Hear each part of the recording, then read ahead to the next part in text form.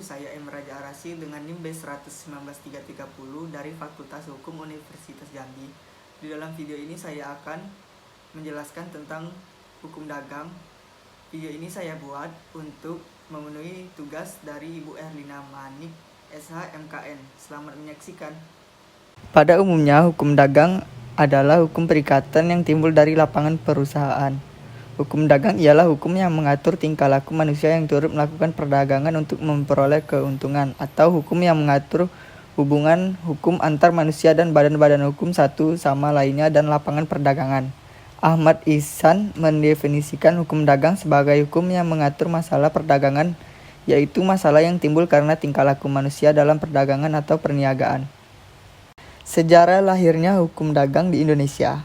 Adapun perkembangan hukum dagang sebenarnya telah dimulai sejak abad pertengahan di Eropa, kira-kira tahun 1000 sampai tahun 1500.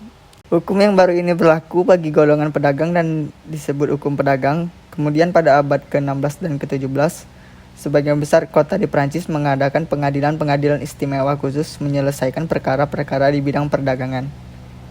Kemudian disebabkan bertambah eratnya hubungan perdagangan antar daerah, maka dirasakan perlu adanya kesatuan hukum di antara hukum pedagang ini. Oleh karena itu, di Prancis pada abad ke-17 diadakanlah kodifikasi dalam hukum pedagang.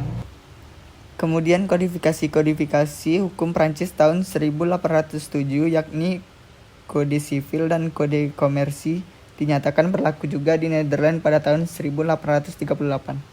Atas perintah Napoleon, hukum yang berlaku bagi pedagang dibukukan dalam sebuah buku Code de Commerce tahun 1807. Di samping itu disusun kitab-kitab lainnya, yakni Code Sivil dan Code Penal. Usul KUHD Belanda inilah yang kemudian disahkan menjadi KUHD Belanda tahun 1838.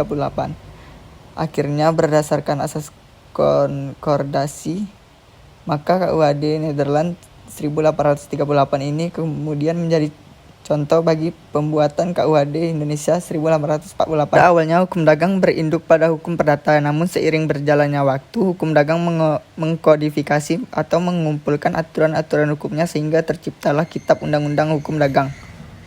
Selanjutnya, ruang lingkup hukum dagang. 1. Kontrak bisnis. 2. Jual beli. 3. Bentuk-bentuk perusahaan. 4. Perusahaan go public dan pasar modal. 5. Penanaman modal asing. 6. Kepailitan dan likuidasi. 7. Merger dan akuisisi. 8. Perkreditan dan pembiayaan. 9. Jaminan hutang. 10. Surat berharga. 11. Perburuan. 12. Hak atas kekayaan intelektual. 13. Anti monopoli. 14. Perlindungan konsumen. 15. Keagenan dan distribusi. 16. Asuransi. 17. Perpajakan. 18. Penyelesaian sengketa bisnis. 19. Bisnis internasional. 20. Hukum pengangkutan. Selanjutnya, perbedaan perusahaan dan pekerjaan. Perusahaan, keseluruhan perbuatan yang dilakukan secara terus-menerus bertindak keluar untuk mendapat penghasilan dengan cara memperniagakan barang-barang atau mengadakan perjanjian dan perdagangan, atau molegraf dan polak. Perbuatan-perbuatan tersebut direncanakan lebih dulu tentang laba ruginya dan segala sesuatu dicatat dalam buku.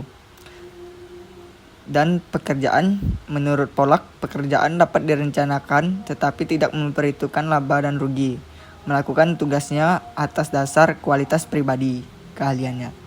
Unsur perusahaan. 1. Terus-menerus. 2. Dalam kualitas tertentu. 3. Menyerahkan barang jasa.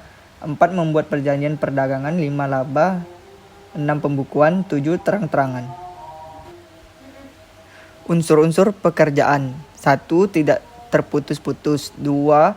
Dalam kedudukan tertentu. 3. Tidak mencari laba. 4. Terang-terangan. Jadi perbedaannya yaitu perusahaan adalah perbuatan yang direncanakan lebih dahulu tentang laba dan ruginya. Segala sesuatu dicatat dalam buku. Sedangkan pekerjaan adalah perbuatan atas dasar keahlian pribadi di mana unsur labanya tidak mutlak lagi karena beralih pada pelayanan terhadap masyarakat. Penjelasan dari saya, lebih kurangnya saya mohon maaf. Semoga video ini dapat menambah wawasan kalian. Terima kasih.